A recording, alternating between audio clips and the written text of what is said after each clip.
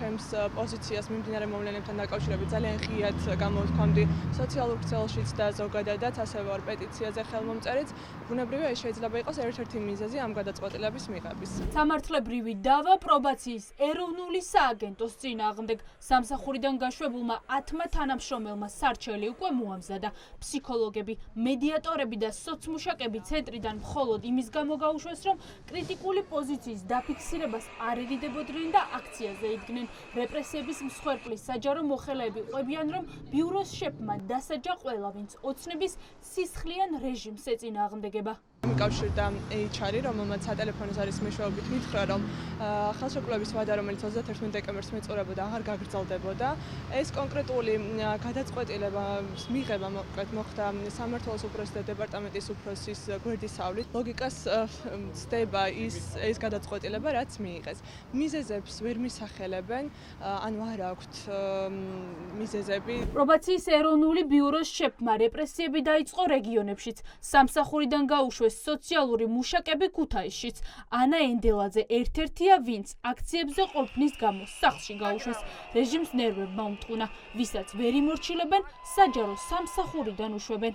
სატელეფონო კომუნიკაციის შედეგად მათ ცნობას, რომ აღარ გააგრძელებდნენ ჩემთან შრომით ხელშეკრულებას. როდესაც ადამიანს სამსახურიდან ათავისუფლებ, ამ შემთხვევაში მას უნდა ჰქონდეს ობიექტური მიზეზები, როგორიც არის მაგალითად ის, რომ რაიმე მე ვერ შევასრულე ჩემი პროფესიული მოვალეობა, ვინაიდან მსგავსი არაფერი მომისმენია, ვფიქრობ, რომ საჭოდ ემთხვევა ეს ქვეყანაში მიმდინარე პოლიტიკურ პროცესებს. ნაწილობრივ უკავშირებ ჩემს კრიტიკულ აზრსაც და საჯაროდ ჩემს მიერ და ჩემი კოლეგების მიერ გამოხატულ მოსაზრებებსაც ამ პოლიტიკურ პროცესებთან დაკავშირებით.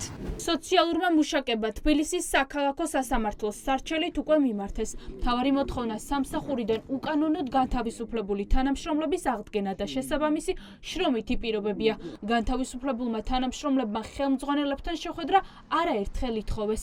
სააგენტოს შეფი კი იმალება, რადგან თანამშრომლების კითხვებზე პასუხები არ აქვს. ეს ადამიანები აქტიურად იყვნენ ჩართულნი საპროტესტო აქციებში, ჩვენი პროფკავშირის მიერ გავრცელებულ პეტიციაზეც ხელით ჰქონდათ მოწერილი და აქტიურად აფსაბუთებდნენ თავიანთ პოზიციას და ვფიქრობთ, რომ ეს გახდა ყველა იმ გათავისუფლებული ადამიანის ზოგადად გათავისუფლების მიზეზი და არა ის, რომ რაღაცა სამსახურს აღარ შეუძლია შეინახოს ან მათთან კომუნიკაცია გააგრძელოს. სისტემიდან პროტესტის გამო გაშვებულების დასახმარებლად ახალი კამპანია იწყება. ერთიანდებიან ის საჯარო მოხელეები, რომლებმაც თავადაც გაიარეს პოლიტიკური ნიშნით დევნის გზა. ის ადამიანები, ვინც საჯარო სექტორში წლები გაატარა, დღეს ღიად ამბობენ, რომ ივანიშვილის რეჟიმმა რეპრესიული მანქანა ამუშავა. ჩვენთან ერთად არიან გაერთიანებული და ამ ინიციატივაში მხარს გვიჭერენ HR სპეციალისტები, რომლებიც ამ ხალხს დაეხმარებიან ახალი სამსახურის პოვნაში.